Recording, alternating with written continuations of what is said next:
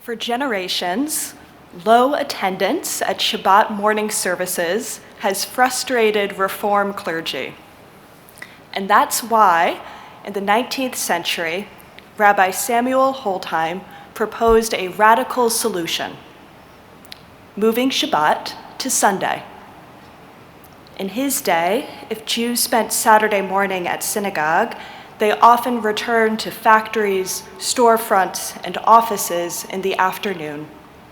Doing otherwise risked livelihood and financial security. Holdheim felt that this practice eroded the sanctity of Shabbat. And the core of Shabbat, he argued, was sanctification, not a particular day of the week.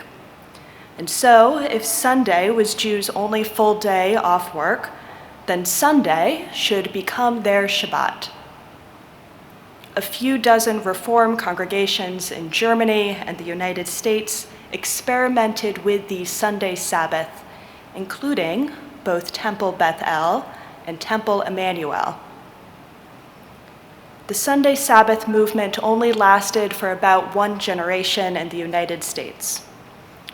It fell apart for several reasons.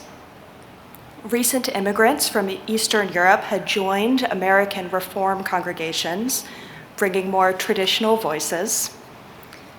It also seemed that moving Shabbat to Sunday didn't improve attendance in the way that the radical reformers had hoped. And a final key factor was the rise of the 5-day work week. A 2-day weekend meant that there was no longer demand or justification for a Sunday Sabbath. I thought of the Sunday Sabbath when reading this week's Torah portion. In Parashat Bo, a curious command comes right before the final, deadliest plague.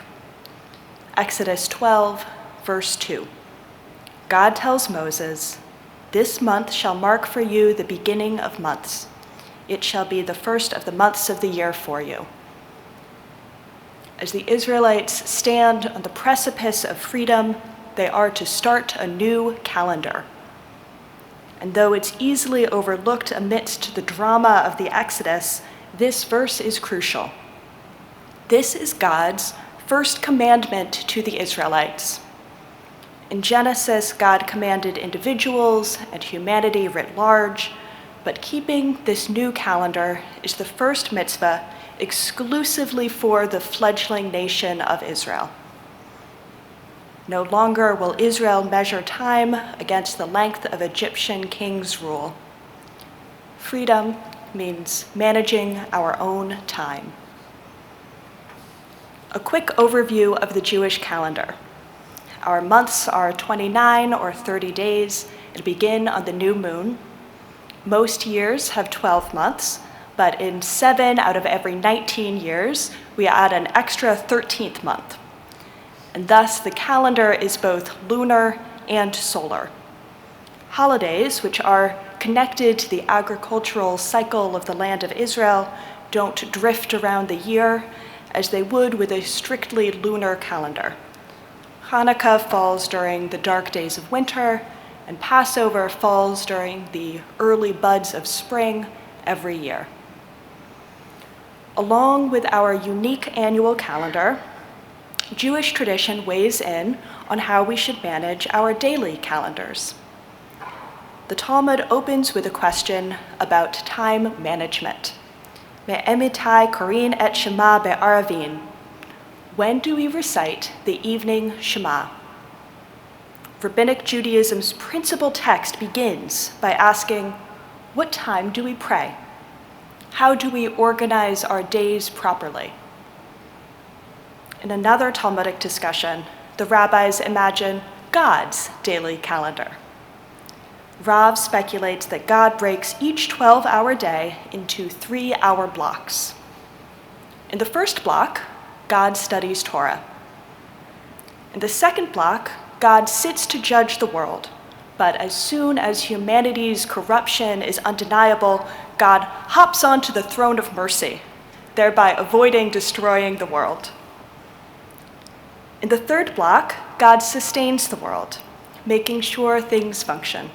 that horns of wild oxen grow and rivers flow. And then, in the fourth and final block of the day, God sports with the Leviathan. In other words, God carves out time for play. So our daily calendar that our sages imagined for God factors in time for study, divine judgment, divine mercy, sustaining work, and play. As Rabbi Abraham Joshua Heschel taught, Judaism organizes the world not through space or physical objects, but through time. Heschel wrote, "Judaism is a religion of time aiming at the sanctification of time. Unlike the space-minded man, to whom time is unvaried, iterative, homogeneous, to whom all hours are alike, qualityless, empty shells, Judaism senses the diversified character of time. There are no 2 hours alike. Because no 2 hours are alike, Sunday cannot replace Saturday. There is something set aside wholly about Shabbat. Whether or not we sanctify the day properly, the time itself is sacred." And I think Jews know that deep down. I think that's why ultimately the Sunday Sabbath was a short-lived experiment. Once we were freed from economic imperatives to work on Saturdays, Reform re-embraced God's holy day. Today, we can continue to deepen our connection to the Jewish calendar. I recommend downloading the Reform Luach calendar app. You can sync Torah portions, holidays, and liturgical insertions to your Google Calendar. Another step may be resisting the attention economy. That's the term economists have employed for the monetization of attention. The minutes that we spend watching commercials and screening endless spam calls have economic value. Instagram and Facebook, Blue Sky and Reddit can devour all of our time. Apps designed to be addictive, platforms that weaken our attention span and sap our concentration. Minutes spent feeding social media addiction means fewer minutes spent in prayer, study, and community. Our time is precious. We should spend it intentionally. For many of us, keeping Jewish time also means working less. Economic necessity challenged our ancestors' religious observance. But for many Americans today, if we're honest with ourselves, ego, anxiety, and accumulation also drive our ceaseless work. That isn't true for all Reform Jews, but many more of us could afford to take time off work for Passover, Shavuot, and Sukkot than do. Shabbat brings weekly opportunity to uplift Jewish time. I have special fancy Shabbat pajamas, which I wear only on Friday nights.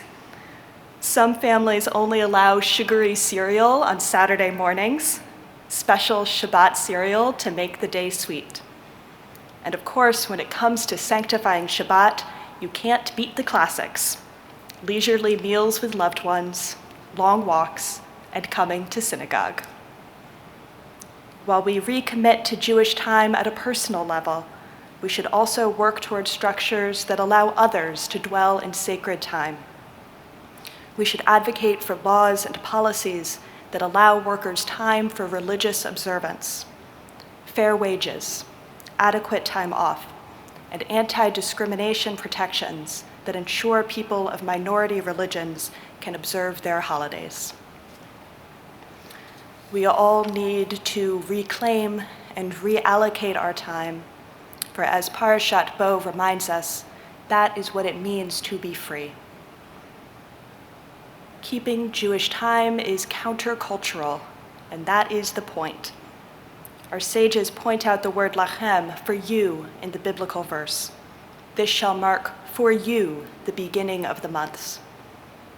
The Jewish calendar is not meant to be universal. We hold ourselves together as a people through the distinctiveness of our calendar, God intended Jews to march to our own time.